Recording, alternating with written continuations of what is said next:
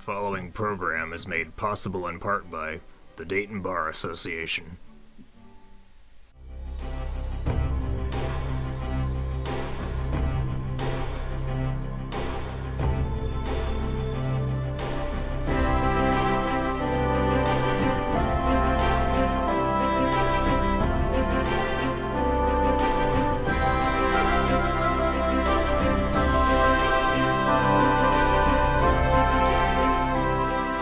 Good evening. My name is Jeff Swillinger, and welcome to this month's edition of You and the Law. We have a very important series of topics tonight on public benefits law. We're going to be addressing the before, the during, and after COVID aspects of Medicaid and SNAP application to certain folks in Ohio in particular, and how the rules have changed over the last few years, and most recently at the beginning of this month. So I don't want to spend too much time on introductions here, but just a few bookkeeping things as usual. This program is underwritten by the Dayton Bar Association. I am the producer and host of the show.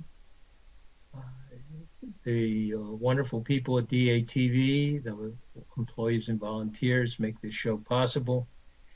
And of course, our guests make this most possible. Tonight, I'm very pleased to have two attorneys from Advocates for Basic Legal Equality and Legal Aid of Western Ohio, respectively. From Advocates for Basic Legal Equality, also known as ABLE, I have Rebecca Steinhauser. And from Legal Aid of Western Ohio, I have Catherine Dempsey. And I welcome both of you here, and I hope those who've tuned in know about us, and maybe we'll share the information tonight with others, and maybe during the show they'll even tell them to call up and watch. If you have any questions about where this show appears on TV, I would ask you to go to your computer and go to the website www.datv.org, and you will find information about what stations and what parts of the listening area carry the show this evening. This show may also be available at certain times on Miami Valley Cable Council's website. I suggest that you look at them. That website that covers the southern suburbs of Dayton, as opposed to our programming area being largely the city of Dayton and certain areas to the northeast and west. One last reminder, as always, this information is provided for general information, and I recommend that you consider, if you are in need of legal services, that you either reach out, you can afford your own counsel, to the Dayton Bar Association Lawyer Referral Service for a recommendation. You may be able to get an initial interview at a reduced rate under their guidelines. You may seek out with assistance, of course, through your own private counsel. And again, most importantly, this evening, you will hear how you can reach out to ABLE and Lawwell and the marvelous attorneys there to help you with these issues. So without further ado, we're going to talk first about the SNAP program, and then we're going to talk about changes in Medicaid and how these changes can affect you. I believe, Rebecca, you're going to go first this evening. Again, welcome. Yes, thank you. Thank you for the kind introduction. You had mentioned legal assistance, so I wanted to start out by saying if people are listening tonight and they have a legal issue they think they need assistance with, you can contact ABLE or LAWO by telephone at 888-534-1432. or you can make an application on our website at www.legalaidline.org. And we wanted to talk to you tonight about SNAP, which is our food assistance program, supplemental nutrition assistance program. SNAP is a federally funded program. It's funded through the U.S. Department of Agriculture, and it's administered by the states. In Ohio, it's administered by the Department of Job and Family Services. Now, we wanted to talk a little bit about what SNAP was like, the SNAP landscape was like before COVID, during COVID, and now. So before COVID, households of the same size might qualify for different amounts of monthly SNAP benefits. And those are based on not only on household size, but on expenses that the household has. So sometimes you would see people with the same number of family members, but they would be receiving different amounts because maybe their income was different. Maybe they had expenses that somebody else doesn't have. There are several deductions that I'm going to get into later that can really increase the amount of your food assistance payment. Now, 130% of poverty is the general income standard for SNAP assistance in Ohio.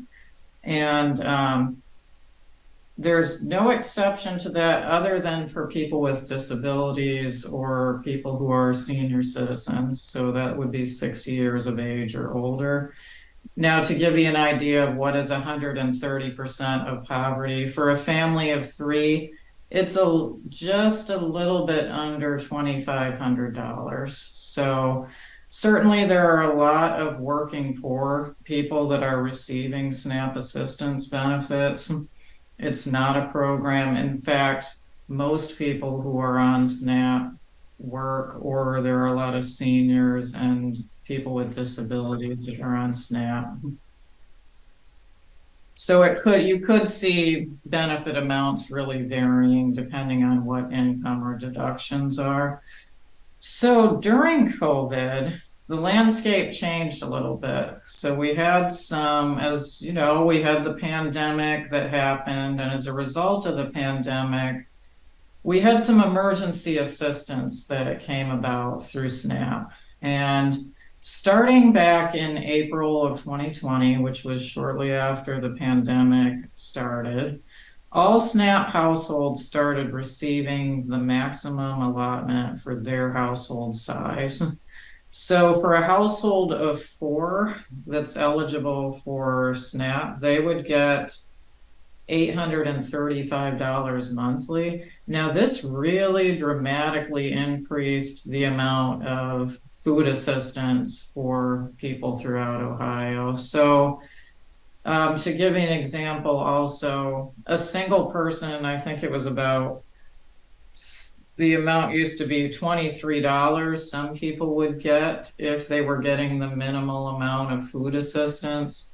And when that federal assistance came along, all of a sudden those people were receiving about $250 a month. So it really did increase the amount of SNAP that somebody could receive at a time when really people were really desperately in need of the assistance.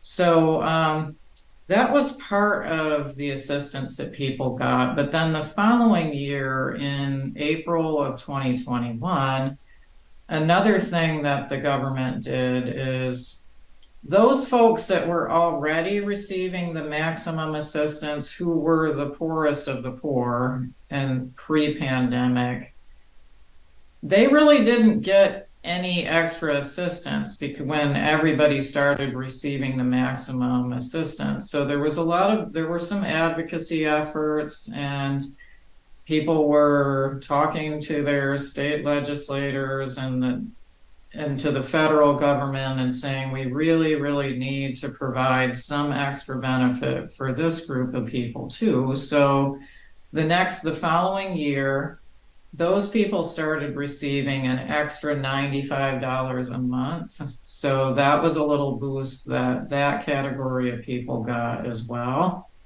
And so that extra assistance was going on for 3 years. These things that happened in 2020 and then in 2021. And then all of a sudden, we felt like the carpet was pulled out from under people. And we got notice. We knew that assistance was going to end at some point. In fact, we thought it was going to end much earlier than it actually did end. And they kept extending the federal health emergency. And so we've been following this, what we call the unwinding. The unwinding is basically the taking away of all of the assistance, both in SNAP and Medicaid, that we've had over the past 3 years. So we've been following this issue, and then we got notification in January that as of the end of February, that would be the last emergency assistance, SNAP assistance payment. So how it's been working is that normally people would get their regular benefit at the beginning of the month for SNAP, and that's the benefit that's based on their income and their expenses. And then towards the very end of the month, they would get that supplement, which was the emergency assistance payment. So that last supplement payment was made on February 28th. And so there are no more emergency assistance payments that will be paid as of now, now that we're in March. So as you can imagine, this is going to have a really big impact on our folks here in Ohio. The average reduction in SNAP payments is going to be about $172 monthly. The minimum reduction, everybody's going to have a reduction. So the least that somebody could have their food stamp assistance amount reduced by would be $95. But as I said, average reduction is going to be $172. The biggest reductions are going to impact, again, those households that are most vulnerable, households with children in them, households with seniors, and households with people that have disabilities. And this is all coming at a time when food inflation in particular is at its biggest since 1979. So we're at 12% for food inflation. And I'm sure any of you who have gone to the grocery store lately know how much food prices have risen recently. And when eggs are about $6 a dozen, and just prices are unaffordable. And this is a time where these extra food assistance payments have been really a crucial lifeline for people. And to have that taken away at this time is just going to have a really big impact on our people in Ohio. In Ohio, there's going to be $126 million monthly reduction in SNAP spending in local grocery stores. So not only are the people in Ohio going to be impacted, but you have to also think about our grocery stores. And we were getting, I think over 3 years, we had $8.5 billion extra flowing into Ohio's economy. Now that's all federal dollars flowing into Ohio's economy that now is not going to be in our economy. So you can imagine how that's going to impact us. Groceries and grocery stores in distressed markets are going to be particularly adversely impacted. And food banks. Right now, food banks account for 1 meal out of every 9 meals that SNAP pays for. So now that people don't have SNAP to pay for meals, they're going to be headed to their local food banks. And I have to say that just because people were getting increased amounts of SNAP benefits does not mean that they still had enough to get them through the month. It still is really a supplement. It doesn't necessarily pay for all your food. So a lot of our clients and people in our community were going to food pantries anyway. That's just going to increase, though, the impact on the local food pantries. Florida eliminated their emergency assistance before Ohio did. And so reports from food pantries in Florida were that food insecurity increased from 19% to 48%. And for those of you that have never heard the term food insecurity, basically that just means that you really don't know. A good way to describe it is you don't necessarily know where your next meal is coming from. You may be depending largely on charity or food pantries, or your local churches. And some of us, I think, take for granted that we can open our cupboard or open our refrigerator or freezer and it's full of food. And a lot of people, that's not what they're dealing with. A lot of people in Ohio are very food insecure, and this is just going to make the situation worse. So what can we do about it? Well, we can't change the situation. The decision's been made. So food assistance payments will be stopping. One thing that I think is very important for people to keep in mind is deductions are so important. So, and I see this long before COVID was even in our minds. This was a thing that I noticed when I would have clients come to me, is they would want me to look at the amount of their food assistance, and Job and Family Services often had not considered deductions that they might be eligible for, or the deductions had been calculated incorrectly. Let me just ask you a question. By Yes. virtue of deductions, I imagine you're going to get into details of what Yes. that means. But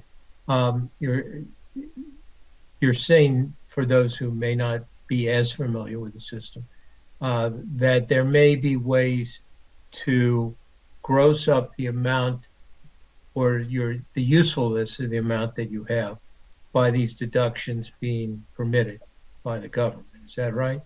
Yes, just Okay. like you can use a tax deduction to increase, to either get a refund from the IRS or increase the amount of your refund, it works the same with food assistance.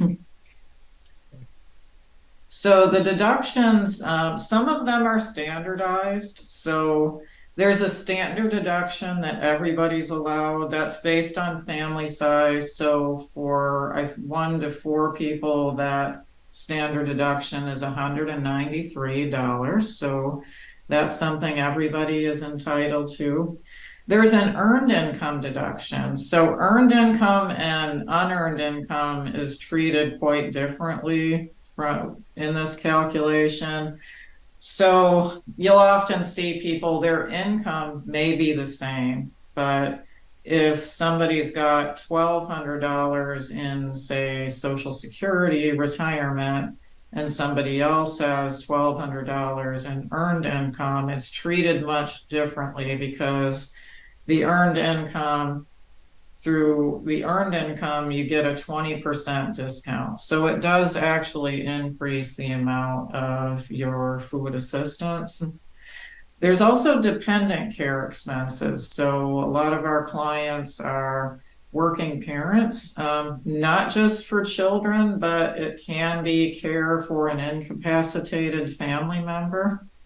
So if you have a spouse who has a disability and you're having to pay for care for that person while you're out working, that is a deduction that you can use. And the good thing about that deduction is it's not capped. It's the full cost of whatever the care is, as well as transportation. So if you're, say, transporting your child to daycare, or you're transporting an adult with a disability to a day program somewhere, then you can also use the cost of that transportation. And that's a really good discount. I think a lot of people don't take advantage of.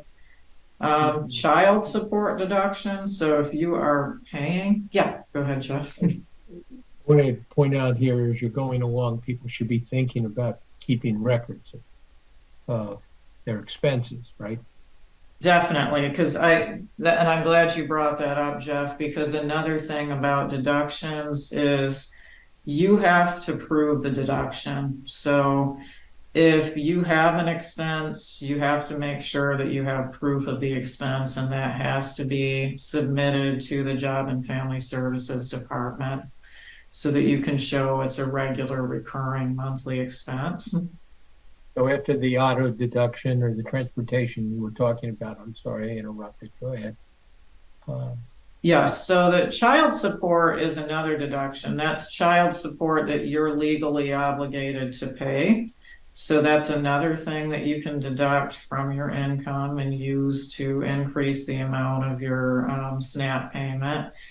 Excess shelter costs. So excess shelter costs are costs that are more than 50% of your household income after all other deductions are taken into account. And these are normally capped at $624 in Ohio. However, they are not capped if you are a senior or you have a disability. So, and it may sound unfair that it has to be more than 50% of your household income, but typically with the population that we see and housing prices as they are right now, we find most people are able to take that excess shelter cost deduction. There's also a medical expense deduction, although this is only available for people who are seniors or people with disabilities. And this is pretty broad. It's any expenses that you have to pay out of pocket that are more than $35 monthly. So it could be your medical insurance premiums, like if you have Medicare premiums or other health premiums through job insurance, prescriptions that you have co-pays on or over-the-counter medications, medical supplies. So if you're say a diabetic and you have to pay for your syringes or things or other supplies. If you have hospital outpatient or nursing home costs, dental or vision, I know that's a big expense, particularly for seniors, because Medicare does not cover dental or vision. Some folks have supplemental plans, but they usually don't cover everything. So that's usually an expense that a lot of people have. Transportation or even lodging for medical care. So some people don't think about that. So if you have to, for some reason, we have some people that are going to Cleveland Clinic for treatment and they have to go there on a monthly basis. And so while they're there, they might have to spend the night in a hotel. They certainly have to pay for the gas to get there. So that's all an expense that can be taken as a deduction. Even things like phone fees for Life Alert, a service like Life Alert is something that can be taken as a deduction. So the deductions are really quite broad. The problem is they often don't think to ask you about this at Job and Family Services. And so people really are not aware that the deductions are available a lot of times. And then because they have to gather the information, some people find that very time consuming or difficult. And so some people often don't end up getting the deduction, and that can really impact the amount of the food assistance payment. This is a long list. Now, so I don't forget to ask you this, and this applies to Kathy later when talking about Medicaid. People can go to your respective law, well, and able websites, right? Yes. And at some point, I'd like you to address how to do that and whether this information is available there and maybe a list of these types of deductions So people may not have been writing this down if they're listening tonight or when they watch this, or however they see it. Would this be available? And in particular, did you mention, you mentioned that folks who are working and presumably out of the home, but have children who may be at home, childcare, is that, I didn't recall you saying childcare might be a deduction. And if it Yes, is, childcare is a deduction, and that's a really, really nice and special deduction because there's no cap on it. So whatever you have to pay for those to take care of those children, you're paying a babysitter or taking them somewhere. Not only the actual cost of the child care, but the transportation to get the children to the child care facility. but okay, so that's a good deduction to remember. The flip side, I would think, maybe tell me I'm wrong, would be that documenting that, like any of the others, is very important. And when Yes. you're having your aunt or your grandma or your mother or your father or your uncle or your sister or your brother doing the work and helping you out, that can create a whole host of issues. And you want to avoid anything that might be looked upon as wrongful or fraudulent. And people, need to know, I would think, or could be asked to document this very clearly, and whatever they provide has to be consistent with whatever the other person who's providing the care is providing to the government. You could run into some problems, I imagine. Yes, you could. So it has to be if mom is watching the children and you're not paying mom, this is not a deduction that you can take. But if you're paying your mother some amount every week to watch the children, then it is a deduction. But yes, you have to document the expense, and yes, it would need to be uniform between what mom says she's receiving and what you're paying mom. And is there any less expensive, nothing is free, but is there any less expensive or more inexpensive way of both the provider and the user having someone help them set up an account so that they're doing it properly, and it's documented without too much added expense? Do you, pardon me, do you recommend any kind of tax services where somebody might just provide a one-time fee, or may cost a one-time fee and provide a one-time service to tell you how to do the basics of accounting for what you're paying and what you're receiving? Because you can't say to somebody, well, go to your accountant and have them set this up for you. Are there any services that provide that might be less expensive? I have not run into that, Jeff, and I have to say that most of the people that I have taking this deduction are generally not using relatives. They are usually paying for traditional daycare. But I would recommend, if you are paying mom, again, to make it as legitimate as possible, it shouldn't be under the table. You should be paying and taxes should be coming out, and mom should be filing taxes and paying taxes on that income. And that's probably the best way to document if you're in a family situation where family's providing care and you're paying the family to do so. Yeah, I would think people innocently don't always think of those things, and then they could find themselves in a real bad situation, not realizing that, well, isn't it enough that I can show you a check, or I can show you a money order receipt or something like that, and you can work it out later. Not if Yes, and I have to say, job and family service departments can really vary. We have 88 counties in Ohio and 88 different job and family services departments, which can really vary by county and what their practices are. So what could be accepted in Montgomery County may not be the case where I am in Defiance County. Well, So, it just occurred to me as we'll talk about that, to talk about that now, and maybe in a preventative fashion. yes. Yeah.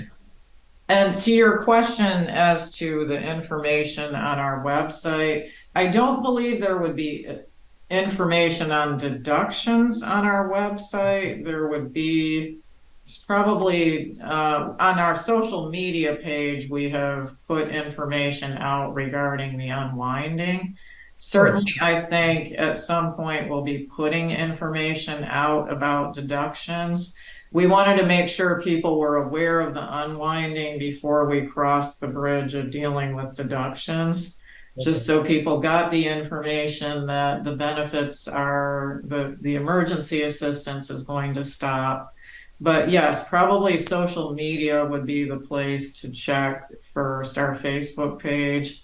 And we'll hope to be getting out information on deductions within the next 30 days or so. I understand that. I understand. And at the end here, we can kind of go through phone numbers, social media sites, anything that applies to Able and Lawwell here as a summary for people to make sure they get that information. We'll save some time for that, okay? Yes, and when we post anything on our Facebook site, benefit related, that would get posted both to the Able Facebook site and to the LAWO Facebook. Okay. And for those who aren't familiar, these are two, I don't want to get into the weeds here, but these are two different aspects of providing legal services that we have here in Ohio. Traditionally, people referred to these types of organizations as legal aid organizations. And only one of them is called that, but both are in the service of assisting people with legal problems.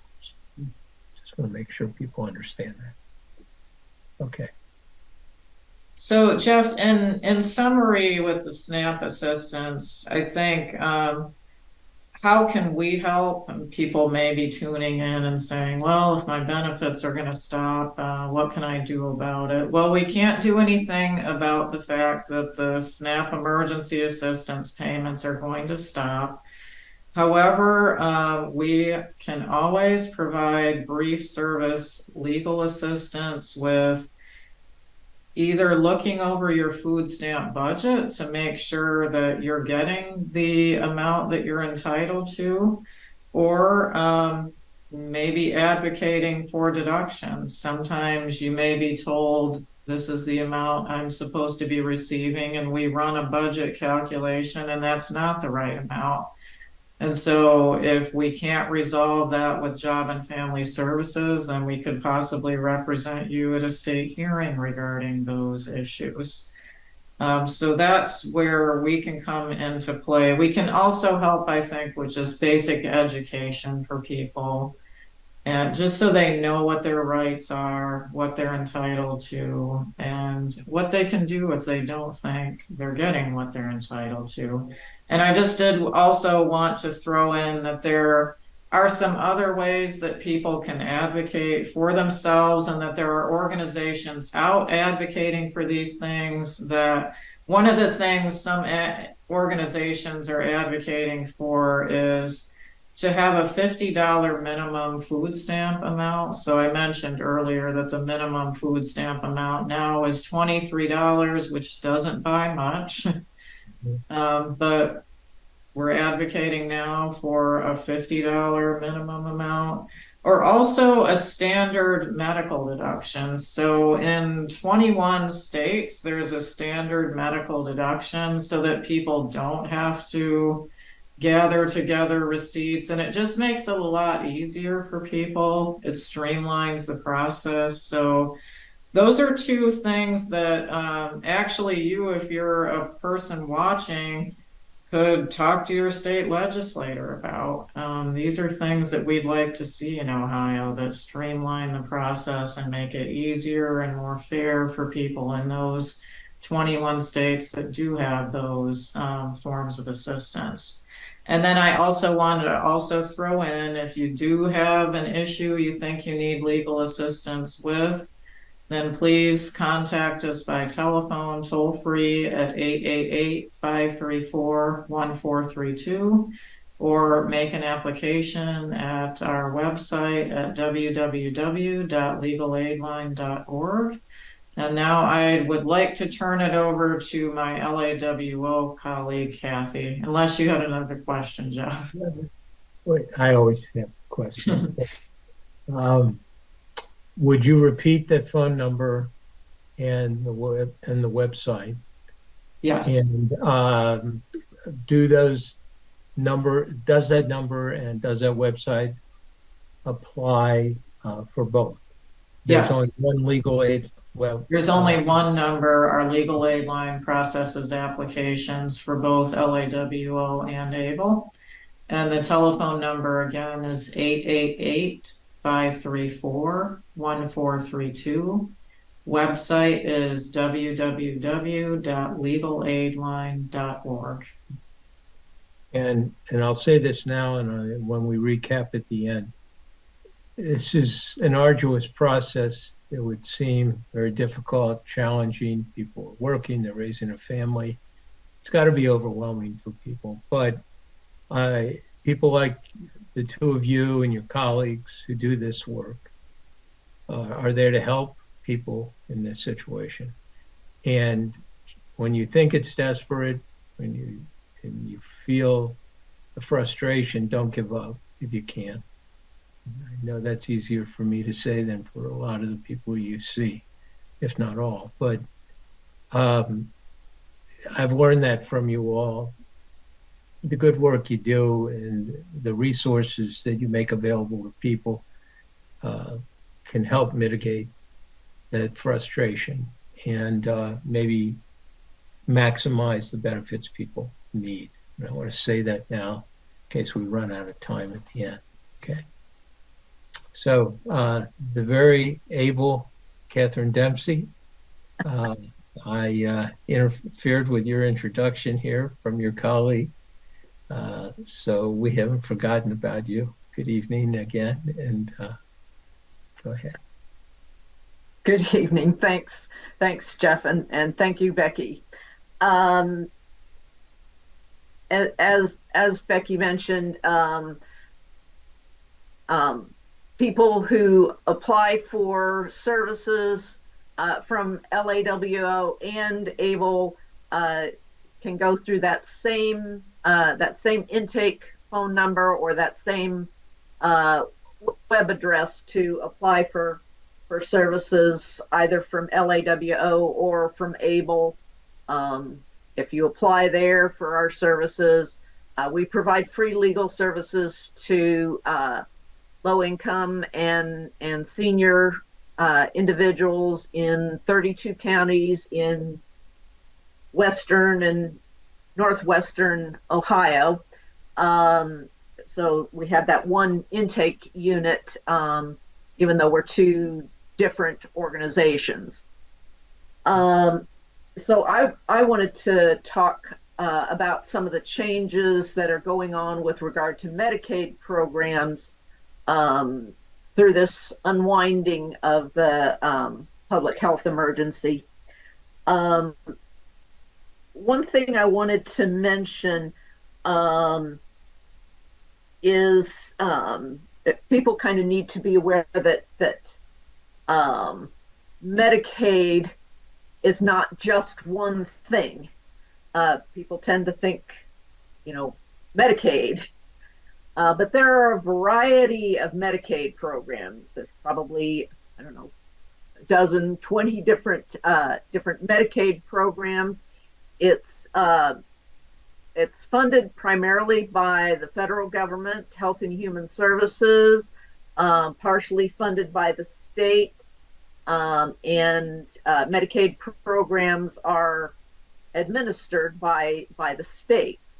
in Ohio, the agency that administers the program, well, I guess there's two departments that work kind of hand in hand in administering the Medicaid programs in Ohio.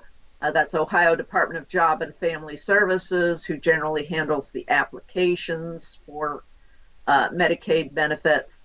And then there's the Ohio Department of Medicaid that kind of does the nuts and bolts administration of the programs. But as I said, there are a number of different programs. Some Medicaid programs are for children. Some Medicaid programs are for folks who are living in skilled nursing facilities. There's what's called the Modified Adjusted Gross Income Medicaid program, or the expansion Medicaid program that came in with the Affordable Care Act a number of years ago. There's the Specialized Recovery Services Medicaid program. We could probably spend days talking about each one of those, and they all have different income limits for folks and different resource or asset limits. So people need to kind of keep that in mind when thinking about, well, one person is getting Medicaid and their income is higher than somebody who's not getting Medicaid. So all these programs have different income maximums, and but it is a needs-based. All of the Medicaid programs are needs-based, and so before the COVID-19 pandemic, people would apply for Medicaid, and if they were approved for any one of these different Medicaid programs, they would have to renew their eligibility for Medicaid once every year. And so they would, once a year you would get forms from the Department of Job and Family Services saying, hey, it's time to renew, and they would ask for documentation of your income and your assets. And you'd have to do that every single year. But once the COVID-19 pandemic hit in 2020, basically the federal government waived those annual reviews because there were so many people who were in dire financial straits and who were needing to apply for Medicaid and might not have ever been on Medicaid before. They had to stop doing these annual renewals and really focus all their effort on processing new applications for Medicaid benefits.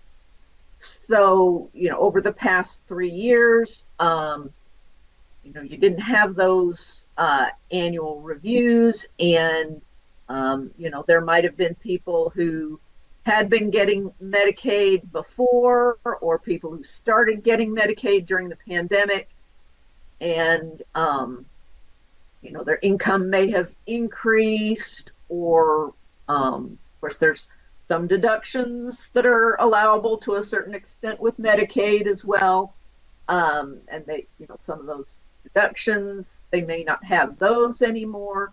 So some of the people who might have become ineligible for Medicaid have just continued to stay on Medicaid, haven't done these renewals.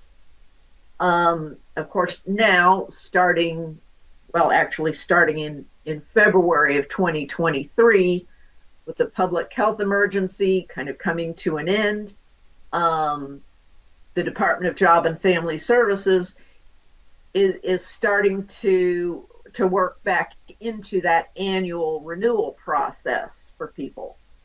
So they're beginning to do those annual redeterminations.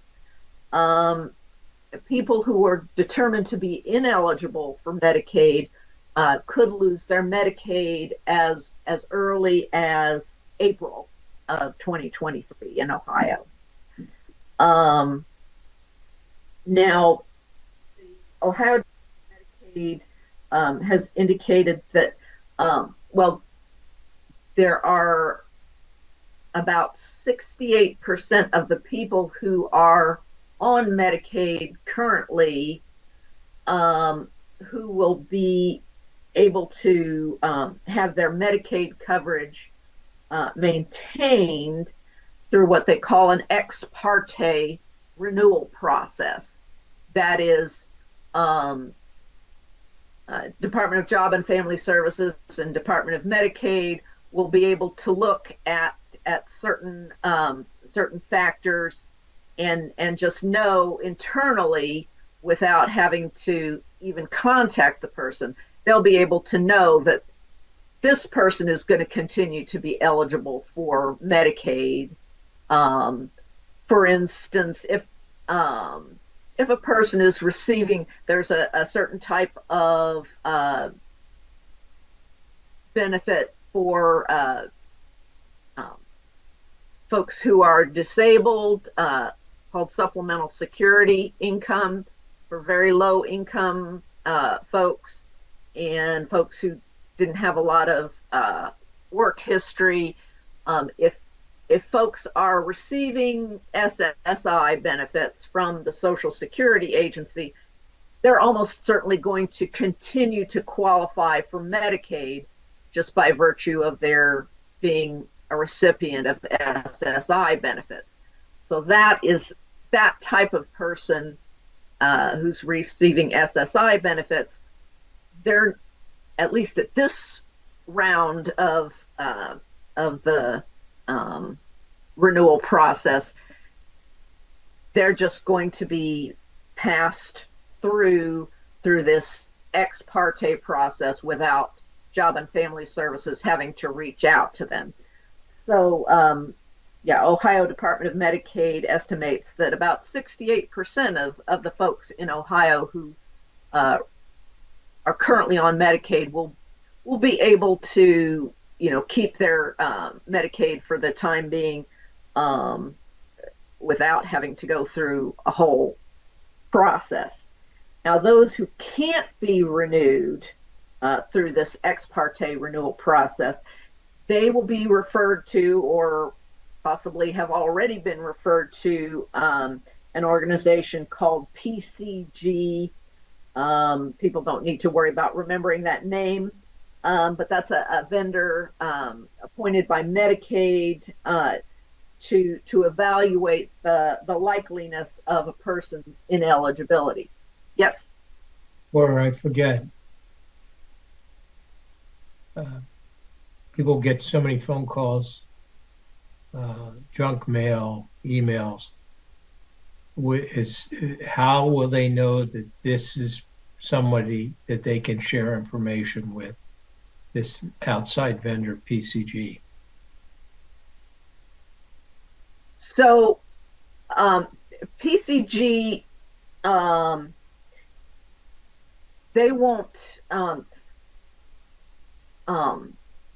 if PCG determines that this person needs a further look, the individual won't really get a call from PCG.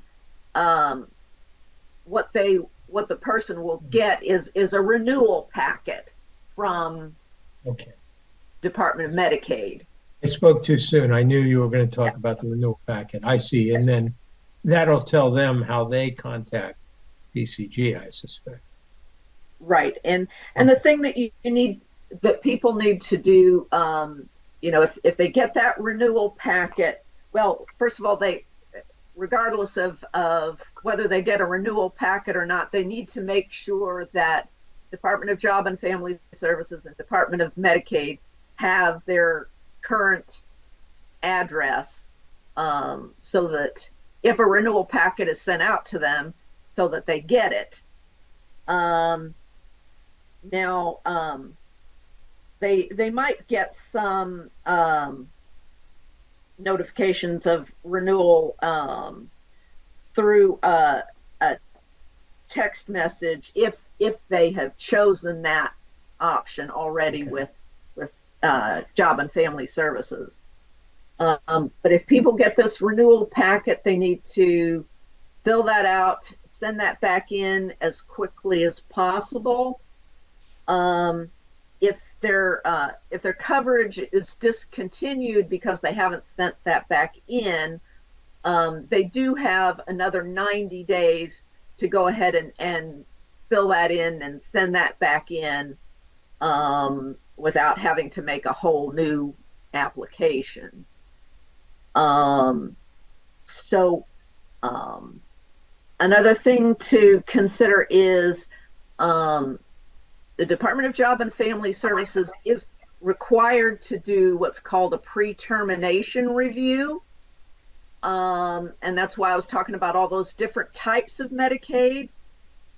Job and Family Services is supposed, if you're being discontinued from one type of Medicaid, they are supposed to look at your circumstances and determine, well, this person may not be eligible for the type of Medicaid they've been getting before, but they might be eligible for a different type of Medicaid.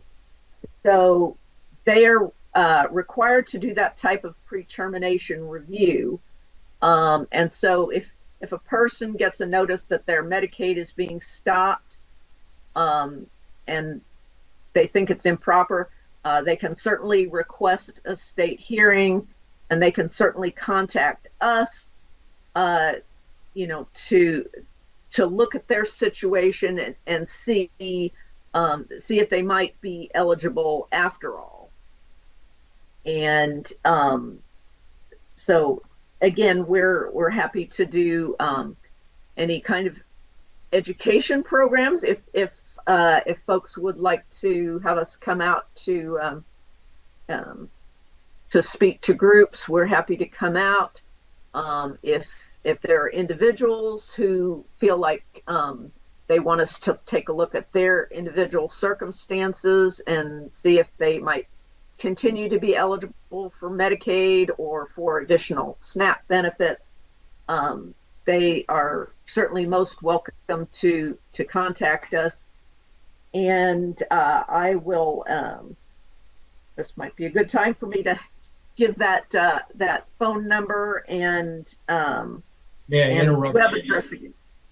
One quick thing. I think we only have 4 minutes remaining, so we're on schedule to do this summary. But there's a point you made in your outline you were so kind to provide me, that people should make sure to complete the renewal paperwork even if they think they're not eligible. I know you said there may be other programs, but I didn't, that step to get to those other programs, they have to complete their paperwork. Don't give up. Right. Absolutely. Okay. Even if you think I don't qualify anymore, fill out the paperwork and send it back. And in that pre-termination review, Department of Job and Family Services may say, oh, well, you would qualify for this type of Medicaid. So yeah, definitely important to do. So okay, so numbers, addresses, text. Yes. So again, our the phone number for people to call for to apply for services from LAWO or ABLE, that phone number is 1-888-534-1432, and the web address. If people apply online, they will get a call back from our staff at Legal Aid Line to complete their application, but they can start the application process online, and that address is www.legalaidline, that's LEGALAIDLINE.org. And if people call, is there often a wait? Should people be encouraged to call back? Can they leave a message? Who will call them back? Right. So if they call that 800 number, they will most likely be they will most likely have to leave their phone number, and they will get a call back, kind of in the order that their call was received. So they should certainly make sure that they're available to accept a call back, because most of the time, if they call into that number, they're going to have to leave their name and phone number for the legal aid line intake staff to call them back. And again, perseverance is important here, and you're there to help the folks who need this help persevere. There's a simple basketball metaphor I heard a couple of times. When it comes to taking a shot at the basket, if you don't take the shot, you're never going to make it. If you take the shot, one of two things is going to happen. You're not going to make it, but the other half is you might make it. So take the shot, and don't give up. And it's just so important, because you have good people like yourselves too, and your colleagues to help folks throughout the state with these kinds of problems. Is there anything else you want to add, either of you, both of you? I really appreciate your being there for all the folks that need this help. And I'm told that it's time to wrap up. I'm sorry we didn't have any calls, but anything else you might want to say? No, thank you. Oh, well. Thank you for the opportunity to let people know what the situation is in Ohio. Well, thank you for being here this evening and giving this very important update on the changes in the law. And ladies and gentlemen, I think we're just about done for the evening. So I'll say thank you for tuning in to You and the Law. And we'll see you again on the first Monday of next month. And good evening.